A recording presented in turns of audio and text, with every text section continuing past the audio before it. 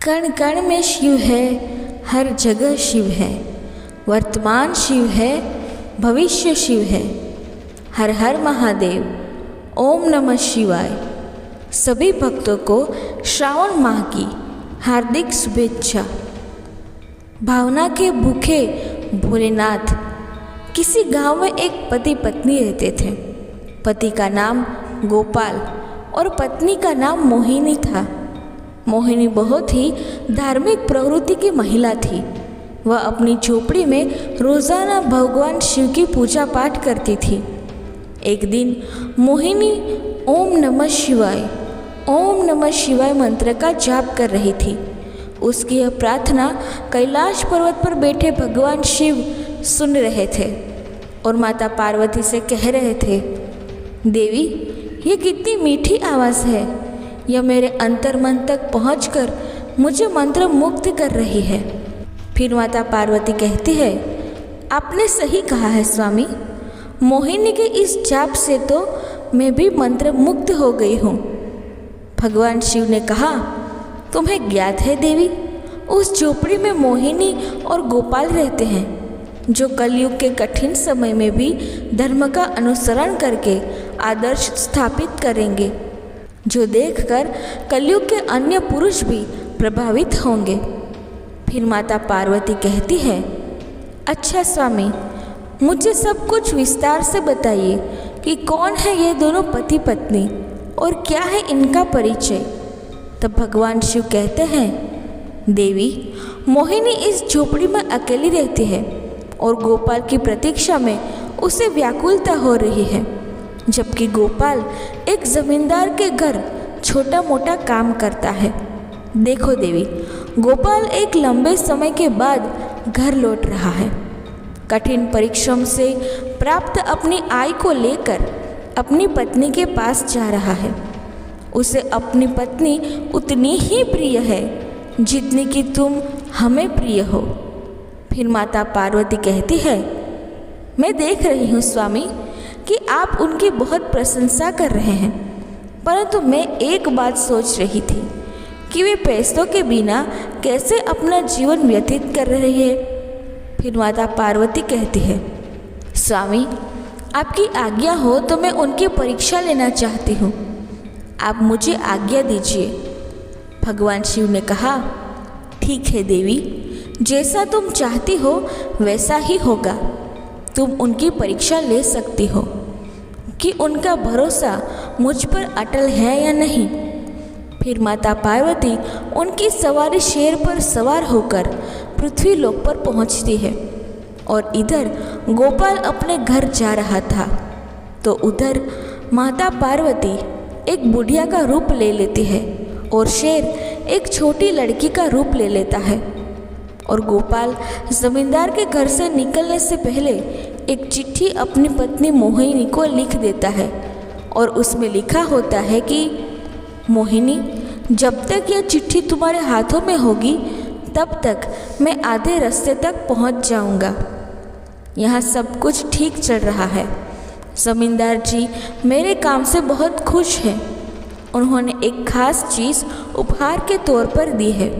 मैं तुम्हें घर पर आकर इसके बारे में बताऊंगा।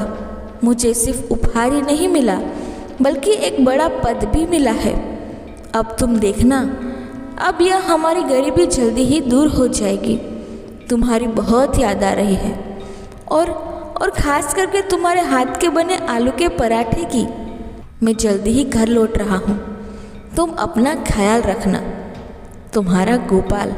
चिट्ठी पढ़ते पढ़ते मोहिनी की आंखों में आंसू आ जाते हैं और कहती है, आखिर बहुत दिनों के बाद वे घर लौट रहे हैं। आज उनके लिए उनकी पसंद का खाना बनाती हूँ और घर के अंदर जाकर एक बड़े से डिब्बे का ढक्कन खोलती है तो वह डिब्बा एकदम से खाली होता है। तो वह कहती है, ऊपर वाले, इसमें तो कुछ भी नहीं है। तो वह कहती है, हे ऊपर वाले, इसमें तो कुछ भी नहीं है। अच्छा कोई बात नहीं, उनके आने के बाद ही कुछ करती हूँ। उधर गोपाल बैलगाड़ी में बैठकर आ रहा था और सोच रहा था, पता नहीं मोहिनी को मेरी चिट्ठी मिली या नहीं। बहुत दिनों बाद घर लौट रहा हूँ। बहुत अच्छा लग रहा है। जमींदार जी ने मुझे सोने का सिक्का दिया है। उसे देखकर मोहिनी क्या कहेगी? क्या पता आज से हमारी गरीबी खत्म हो जाएगी। फिर गोपाल बैलगाड़ी वाले को कहता है, अरे ताऊ, जल्दी कीजिए, मुझे घर जल्द से जल्द पहुंचना है। फिर बैलगाड़ी वाले ने कहा, हाँ बेटा, चल ही तो रहा हूँ। जैसे ही गोपाल की बैलगाड़ी गांव के नज़दीक पहुंचने वाली थी तो रास्ते में माता पार्वती और उनकी सवारी शेर, जो भेष बदले हुए थे, उनको मिल जाते हैं। फिर माता पार्वती गोपाल और उस बैलगाड़ी वाले को आता देखकर उस लड़की को मारने लगती है और कहती है, मर क्यों नहीं जाती कलमुही कहेगी। यह सुनकर गोपाल बैलगाड़ी को रुकवा देता है और उनके पास जाता है और कहता है, अरे क्या हुआ माँ जी, आप इस बच्चे को क्यों डांट रही हैं? तो वह बुढ़िया कहती है, देखो बेटा, इसके पिताजी सवेरे से काम के लिए बाहर गए हैं। पैसे लेकर घर आएंगे तभी तो खाना मिलेगा। यह इस बात को समझती ही नहीं है। मर क्यों नहीं जाती कलमुही कहेगी। फिर गोपाल कहता है, अरे नहीं नहीं, आप इसे डांटिए मत। फिर बुढ़िया कहती है, ये समझती ही नहीं है। ऊपर से घर का मालिक कहता है, किराया दो नहीं तो यहाँ से चले जाओ। मैं क्या करूँ बेटा, बताओ। इस लड़की को लेकर मुझे भीख मांगनी पड़ेगी। फिर गोपाल मन में सोचता है, ये तो बहुत ही तकलीफ़ में है। मेरे पास तो ज़मींदार जी का दिया हुआ सोने का सिक्का है और कुछ नहीं। अब मैं क्या करूं? वह सोने का सिक्का मैं इन्हें ही दे देता हूं। फिर गोपाल कहता है, माँ जी, आपका नाम क्या है? फिर वह बुढ़िया कहती है, मेरा नाम गौरी है। गोपाल फिर से पूछता है, आपके पति कौन हैं और वे कहाँ काम करते हैं?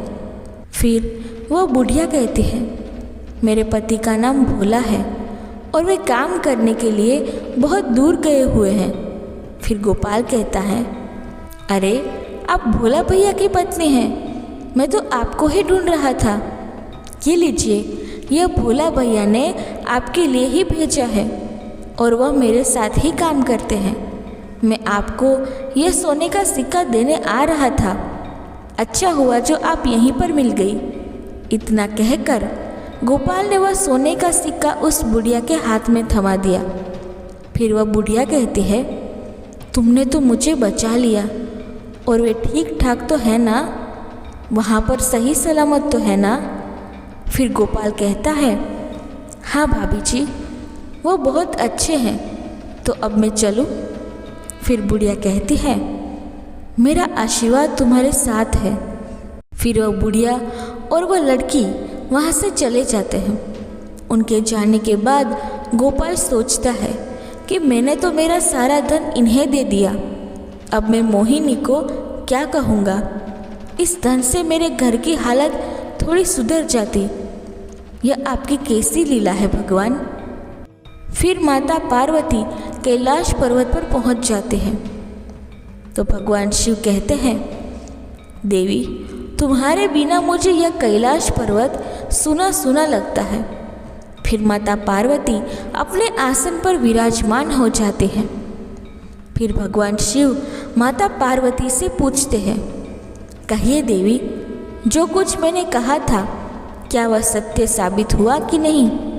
मैं तुम्हारी प्रतिक्रिया जानना चाहता हूँ। फिर माता पार्वती कहती है, स्वामी, आपने सही कहा था। गोपाल निर्भीक भी है और बहुत दयालु भी। देखिए, उसे जो पुरस्कार मिला था उसने वह भी मुझे दे दिया। सारे पैसे दान कर दिए। यही तो मेरी प्राप्ति है। उसने एक बार के लिए भी नहीं सोचा कि वे लोग कितने गरीब हैं। इस सोने के सिक्के से उनकी गरीबी दूर हो सकती थी, फिर भी नहीं सोचा। भगवान शिव कहते हैं, तुम सत्य कहती हो देवी। अभी भी उस दंपति के मन में दुख और व्यथा अवश्य है। माता पार्वती पूछती है, स्वामी, आप ऐसा क्यों कह रहे हैं? अभी भी उनके मन में दुख है। वो तो परीक्षा में उत्तीर्ण हुआ है, फिर ऐसा क्यों? भगवान शिव कहते हैं, जानती हो देवी, उन दोनों का मन स्वर्ण का है। उनको जितना तपाएंगे उनकी मनुष्यता उतनी ही निखर कर सामने आएगी और पवित्र हो जाएंगे यह दोनों दंपति। किंतु इस बार उनकी परीक्षा मैं स्वयं लूँगा।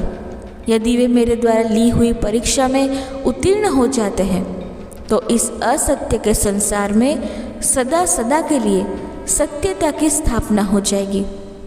उधर गोपाल को घर पहुंचने में थोड़ी देर हो जाती है तो उसकी पत्नी अपने घर में बने मंदिर में हाथ जोड़कर प्रार्थना करती है, हे भोलेनाथ, मेरे पति बस अच्छी तरह से घर लौट आए, मैं इतना ही चाहती हूँ, उनका ख्याल रखना।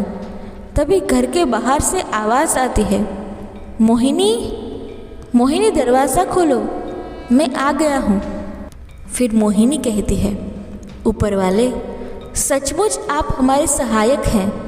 बस मैं आपसे प्रार्थना कर ही रही थी और आपने उन्हें सही सलामत घर पर भेज दिया। फिर वह दरवाज़ा खोलती है और कहती है, आ गए आप, अंदर आइए। फिर गोपाल घर के अंदर आता है और कहता है, क्या हुआ, तुम तो बहुत दुबली हो गई हो। फिर मोहिनी कहती है, आपने चिट्ठी में लिखा था ना कि आपकी तरक्की हुई है और ज़मींदार जी ने आपको उपहार भी दिया है। अब आप मुझे बहुत सारा खाना खिलाएंगे और फिर से मैं मोटी हो जाऊंगी। यह कहकर वह हंसने लगती है। फिर मोहिनी कहती है, क्या हुआ, आप चुपचाप और उदास क्यों हैं?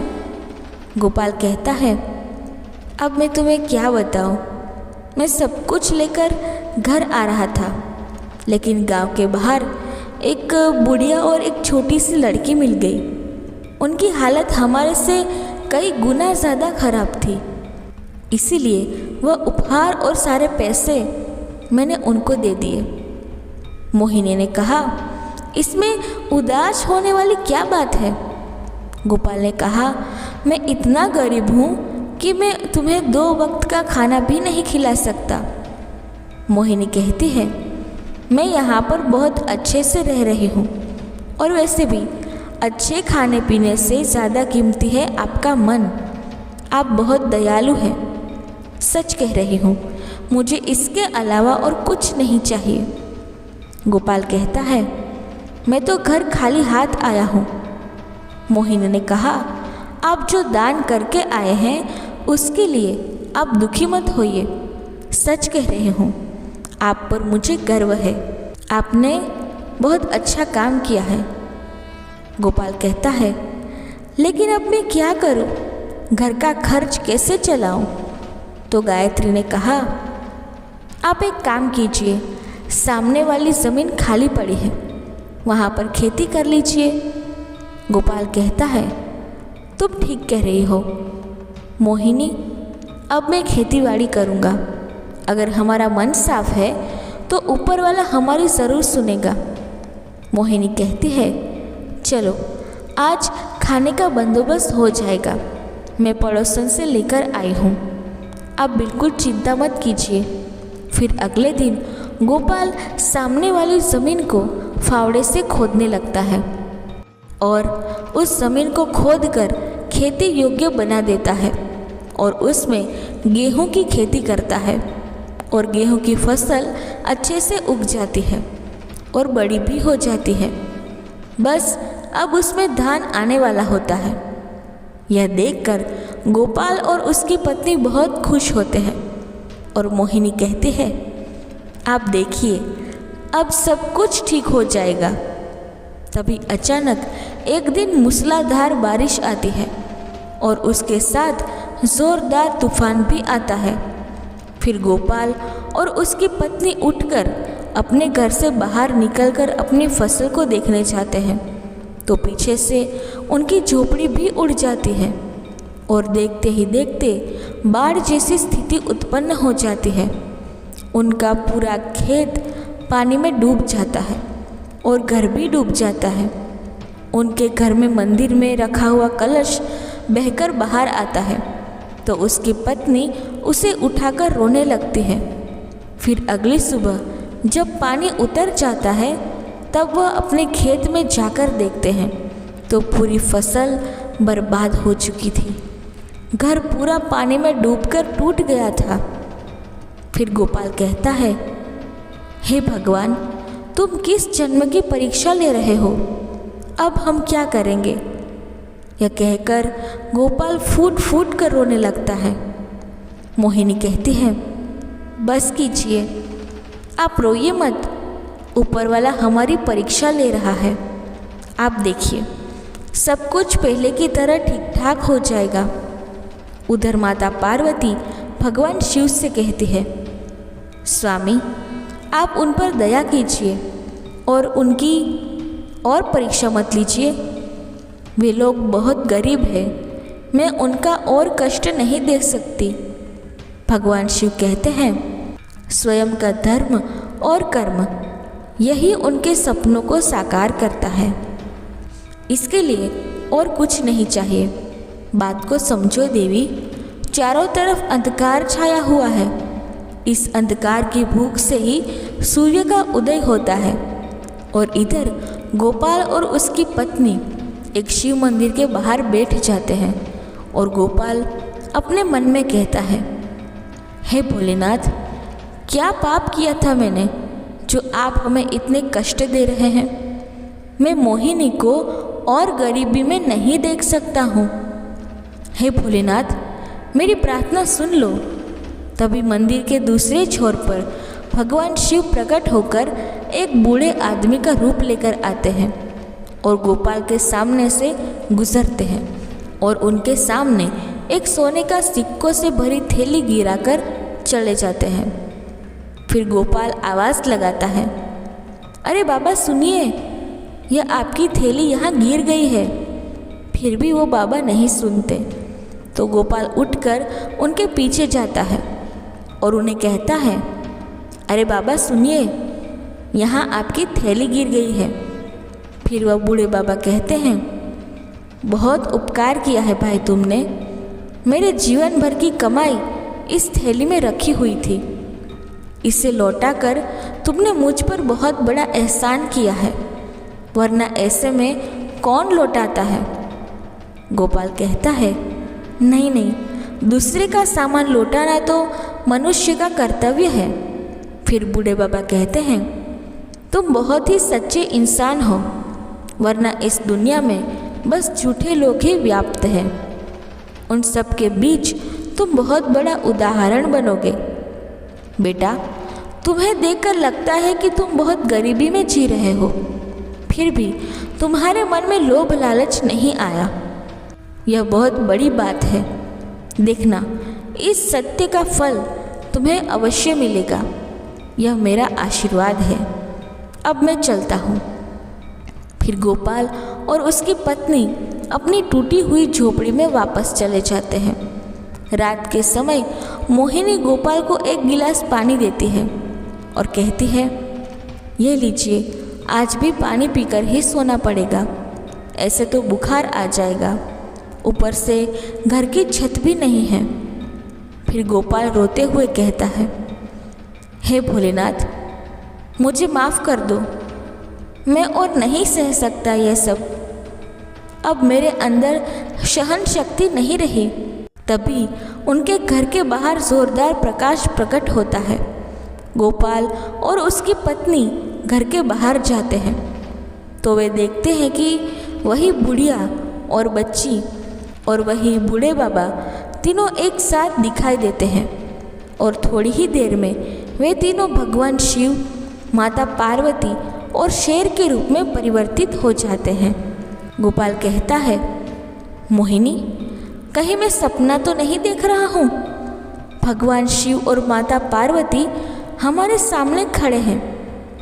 फिर मोहिनी कहती है, यह सपना नहीं है, हकीकत है। देखिए, भगवान शिव हमारे बुलावे पर आ गए हैं। फिर दोनों पति पत्नी कहते हैं, भगवान शिव और माता पार्वती की जय हो। इतना कहकर वे दोनों उनके चरणों में गिर पड़े। माता पार्वती कहती है, तुम्हारा इतना साफ मन देखकर हम प्रसन्न हो गए। ये जो हमने तुम्हारे पैसे लिए थे, तुम्हारी परीक्षा थी। तुम्हारा मन इतना साफ है कि सृष्टि के सारे लोग तुम्हें हमेशा याद रखेंगे। भगवान शिव कहते हैं, मैं तुम्हें वरदान देता हूँ कि आज के बाद तुम्हें कभी दरिद्रता का सामना नहीं करना पड़ेगा। तुम सदैव सुखी रहोगे और आज के बाद से तुम जीवन में हमेशा उन्नति करते रहोगे। फिर गोपाल कहता है, आपकी कृपा दृष्टि हमेशा हम पर बनी रहे। जिंदगी में जितनी भी मुश्किलें आए, हम सदैव केवल सही राह पर ही चले, ऐसा आशीर्वाद हमें दीजिए प्रभु। भगवान शिव और माता पार्वती ने कहा, तथास्तु, और यह कहकर वे अंतर ध्यान हो गए। अब गोपाल और उसकी पत्नी दोनों वापस घर जाते हैं तो देखते हैं वे दोनों थैलियाँ उनके घर में पड़ी हुई थी।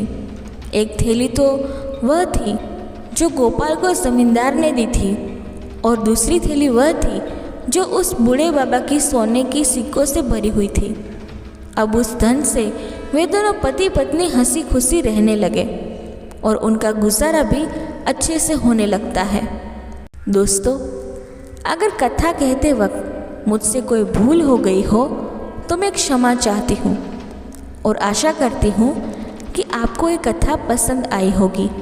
अगर आपको ये वीडियो पसंद आया है तो वीडियो को लाइक करके चैनल को सब्सक्राइब ज़रूर से कीजिएगा और कमेंट बॉक्स में हर हर महादेव ज़रूर लिखिएगा। धन्यवाद। जय श्री कृष्णा। राधे राधे। हर हर महादेव। ओम नमः शिवाय।